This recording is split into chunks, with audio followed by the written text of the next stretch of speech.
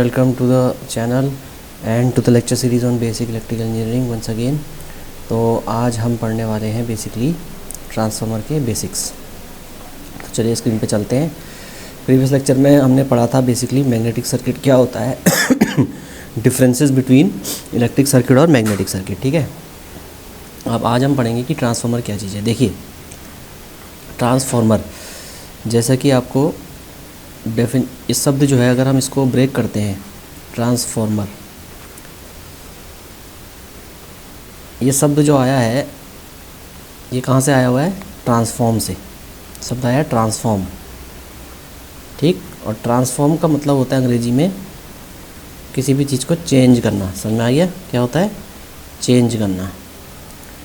तो यानी एक चीज़ तो क्लियर है कि ट्रांसफार्मर जो है किसी चीज़ को चेंज कर रहा है। अब वो किस चीज़ को चेंज कर रहा है? तो बेसिकली क्या है, ट्रांसफार्मर की जो टेक्निकल डेफिनेशन है वो है कि ट्रांसफार्मर जो है एक स्टैटिक डिवाइस होती है। ठीक है, क्या होती है? A transformer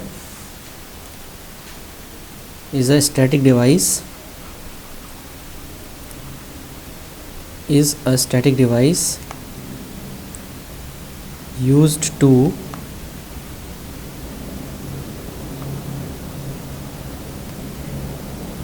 step up voltage, यानी वोल्टेज को बढ़ाने के लिए, और स्टेप डाउन वोल्टेज, और स्टेप डाउन वोल्टेज। ठीक है, कीपिंग फ्रीक्वेंसी कांस्टेंट।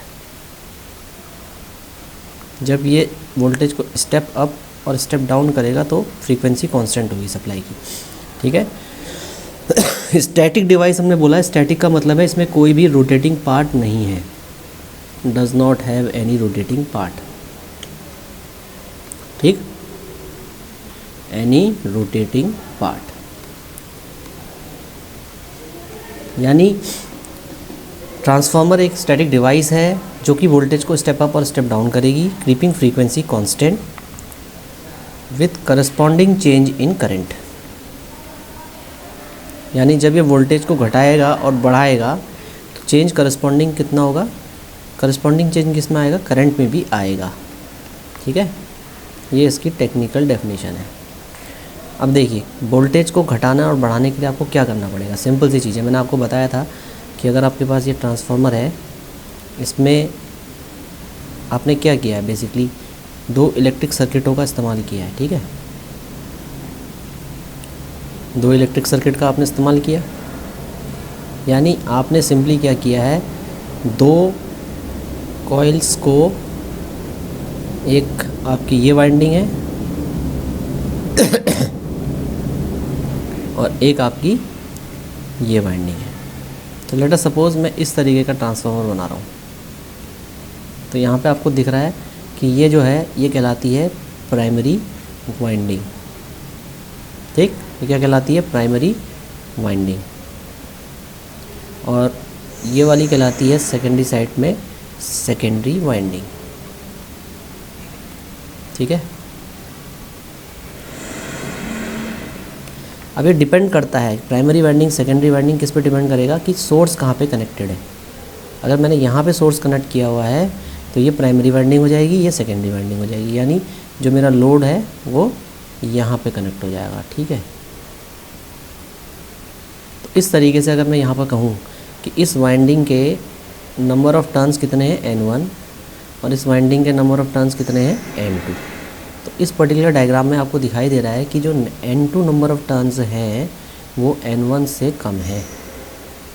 ठीक है, N2 number of turns N1 से कम है, यानी अगर आप यहाँ पर V1 वोल्टेज अप्लाई कर रहे हैं, लेट अस सपोज़ यहाँ से आप सोर्स से V1 वोल्टेज अप्लाई कर रहे हैं और यहाँ पे जो वोल्टेज इंड्यूस हो रही है वो E1 है, यानी प्राइमरी साइड में जो वोल्टेज इंड्यूस हो रहा है वो क्या है? E1 है। ठीक, तो इस E1 की वजह से वोल्टेज इंड्यूस सेकेंडरी साइड में कितना होगा? E2। ठीक, तो यहाँ पर हम कह सकते हैं कि E2 की जो वैल्यू है वो लेस देन E1 होगी, यानी हमें कह सकते हैं कि ये एक स्टेप डाउन ट्रांसफार्मर होगा। क्या होगा? Step down. अब आप खुद सोचिए कि अगर मैं आपसे कहूँ कि E2 की वैल्यू लेस देन E1 है तो ट्रांसफॉर्मेशन रेशियो क्या हो जाएगा, K कितना हो जाएगा, E2/E1। ठीक तो अगर E2 की वैल्यू E1 से कम है तो ट्रांसफॉर्मेशन रेशियो 1 से ज़्यादा आएगा या कम आएगा, ट्रांसफॉर्मेशन रेशियो क्या आएगा, 1 से कम आएगा, यानी लेस देन 1 आएगा। तो यहाँ पर एक इम्पॉर्टेंट कंक्लूजन हम निकालते हैं। क्या निकालते हैं कि अगर हमारे पास स्टेप डाउन ट्रांसफार्मर है, यानी स्टेप डाउन ट्रांसफार्मर है, यानी सेकेंडरी साइड की वोल्टेज प्राइमरी साइड से कम है, यानी E2 is less than E1 है, उस केस में जो ट्रांसफॉर्मेशन रेशियो आएगा, transformation ratio will be less than unity. समझ में आ गया? तो आपको एक चीज़ याद कर रखनी है कि स्टेप डाउन ट्रांसफार्मर के लिए जो ट्रांसफॉर्मेशन रेशियो होगा वो लेस देन यूनिटी होगा। क्लियर है? अब हम दूसरे ट्रांसफार्मर की बात करते हैं। Let's say step up transformer.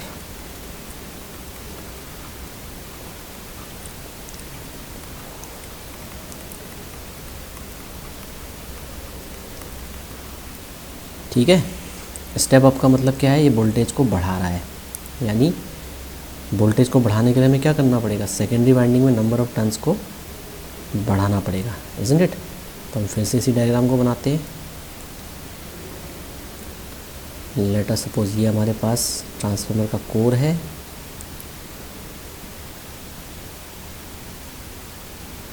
और इसमें हमने इस वाइंडिंग को लपेटा। इसी प्रकार से यहाँ पे हमने नंबर ऑफ़ टर्न्स को बढ़ा दिया। तो देखिए, जब हमने नंबर ऑफ़ टर्न्स को बढ़ाया और यहाँ पे लेट से हमने लोड लगाया हुआ है, ठीक है, तो सोर्स मैंने यहाँ कनेक्ट कर दिया। तो ये कैसा ट्रांसफॉर्मर हो गया, स्टेप डाउन। स्टेप डाउन का मतलब क्या है, सिंपल, कि हमारे पास जो number of turns secondary winding में है इनको मैंने N2 मान लिया, जो प्राइमरी में है इनको N1 मान लिया। तो यहाँ से मैंने वोल्टेज लगाई, यहाँ करंट I1 बहेगा, यहाँ करंट I2 बहेगा, सिंपल। तो मैं कह सकता हूँ, सिर्फ अभी मैं वोल्टेज की बात कर रहा हूँ, तो यहाँ पे जो वोल्टेज इंड्यूस हो रही है वो E1 हो रही है, और यहाँ पे E2 हो रही है। ठीक है, तो यहाँ पर हम क्या कह सकते हैं कि E2 की जो वैल्यू है वो ग्रेटर देन E1 है। क्यों है? क्योंकि N2 नंबर ऑफ़ टर्न जो है वो N1 से ज़्यादा है। तो यहाँ पे जो ट्रांसफॉर्मेशन रेशियो K निकलेगा E2/E1, उसकी वैल्यू क्या होगी, ग्रेटर देन 1। तो आपने ये चीज़ याद रखनी है कि स्टेप अप ट्रांसफार्मर के लिए ट्रांसफॉर्मेशन रेशियो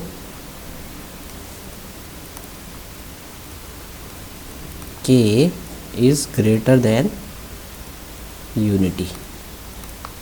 यही एक मेजर डिफरेंस है स्टेप अप और स्टेप डाउन ट्रांसफार्मर में। स्टेप डाउन ट्रांसफार्मर में transformation ratio less than 1, step up transformation में transformation ratio greater than unity. तो अगर आपको क्वेश्चन आता है, AKTU के अंदर क्वेश्चन आता है, what is the classification of transformer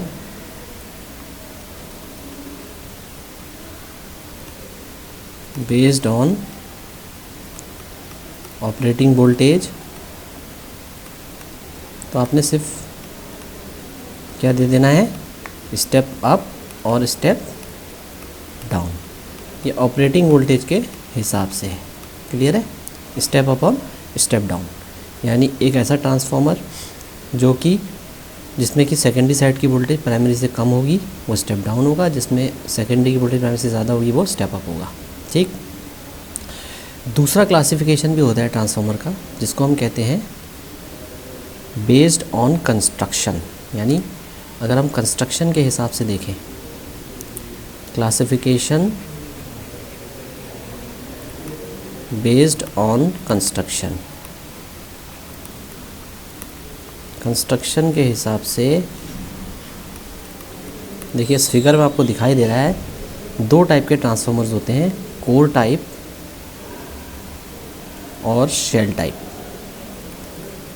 core type और शेल टाइप। ठीक है, डिफरेंस क्या है दोनों में? देखिए कोर टाइप ट्रांसफार्मर आपके पास, ये सामने वाला जो ट्रांसफार्मर है ये कोर टाइप है। कोर टाइप का मतलब क्या है? कोर टाइप के ट्रांसफार्मर में आप देख रहे हैं कि जो वाइंडिंग है वो कोर के बाहर है। ठीक है, समझ में आया? यानी अगर मेरे पास कोई ट्रांसफार्मर इस तरीके का मैंने बनाया, लेट्स से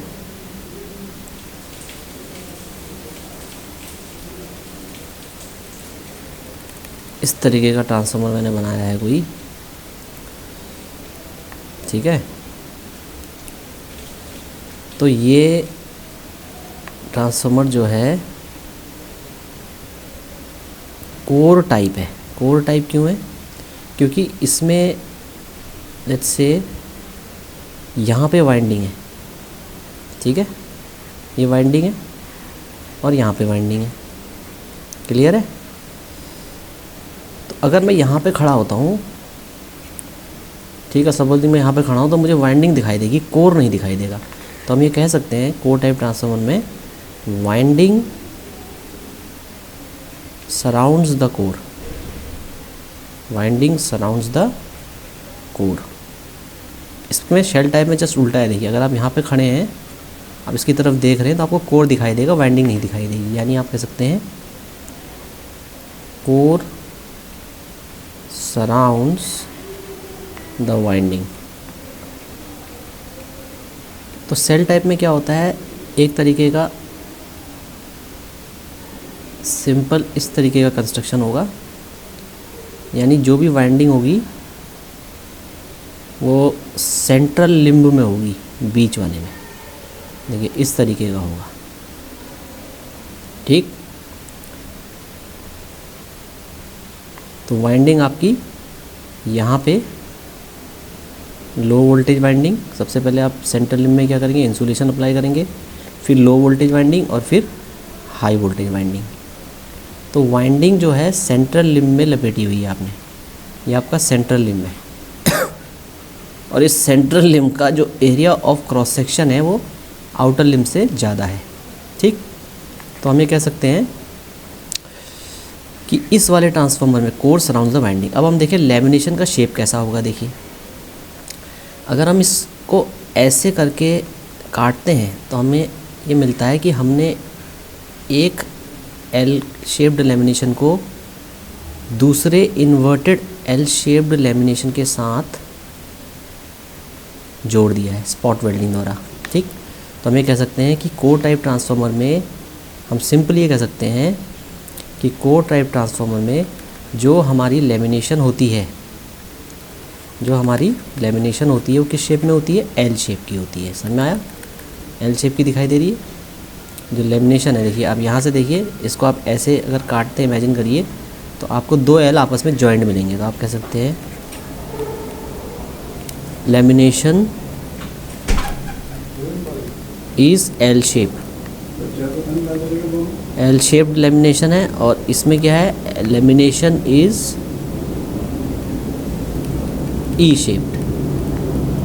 ई शेप्ड का मैंने क्यों बोला, अगर मैं यहाँ से काटता हूँ तो मुझे एक ई और दूसरा ई आपस में जुड़े हुए हैं, ई है और एक इन्वर्टेड ई है। देखिए ये ई है हो गया और इसके साथ एक और इन्वर्टेड ई ऐसे जुड़ा हुआ है, ठीक हो गया, क्लियर है।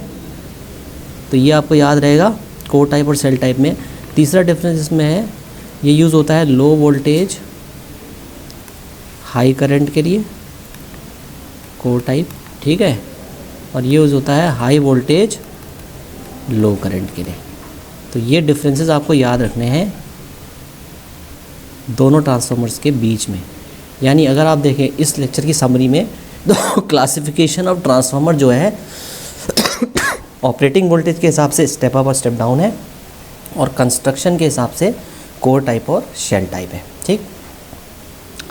ट्रांसफार्मर में जो बेसिक वर्किंग प्रिंसिपल है यानी अगर आपको क्वेश्चन आता है what is the working principle of transformer,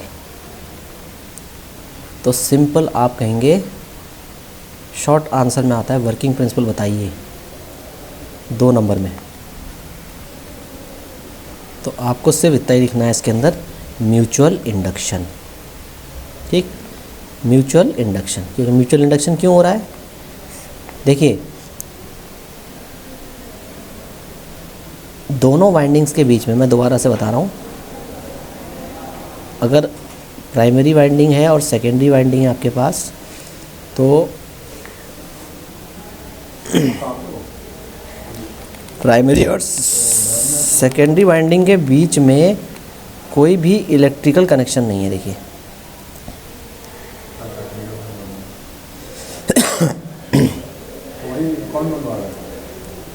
ये है और ये है, ठीक है। तो इन दोनों वाइंडिंग्स के बीच में आप देख सकते हैं ये वाइंडिंग प्राइमरी है और ये सेकेंडरी है। इनके बीच में जो है कोई भी इलेक्ट्रिकल कनेक्शन नहीं है, यानी हम सप्लाई एक ही वाइंडिंग में दे रहे हैं V1 और दूसरी वाइंडिंग में क्या करा रहे हैं, सप्लाई को इंड्यूस करवा रहे हैं। यहाँ सप्लाई इंड्यूस हो रही है, इसलिए हम कह रहे हैं ये म्यूचुअल इंडक्शन है। एक वाइंडिंग को हमने एक्साइट किया और दूसरी वाइंडिंग में इंड्यूस कराई सप्लाई, तो वर्किंग प्रिंसिपल क्या हो गया, म्यूचुअल इंडक्शन। ठीक है, तो टाइप्स ऑफ ट्रांसफार्मर मैंने आपको बता दिया, step up step down, based on construction बता दिया, कोर टाइप और शेल टाइप। ठीक है, अब मैंने बता दिया कि स्टेप अप ट्रांसफार्मर में transformation ratio more than unity, step down में लेस देन यूनिटी। ठीक, तो अगले लेक्चर में हम पढ़ेंगे बेसिकली कि जब हम ट्रांसफार्मर को एनर्जाइज करते हैं तो कौन कौन सी फ्लक्स उसमें बनती है और उनमें क्या रिलेशन होती है और ईएमएफ इक्वेशन ऑफ ट्रांसफार्मर क्या होती है। ठीक है, क्लियर है।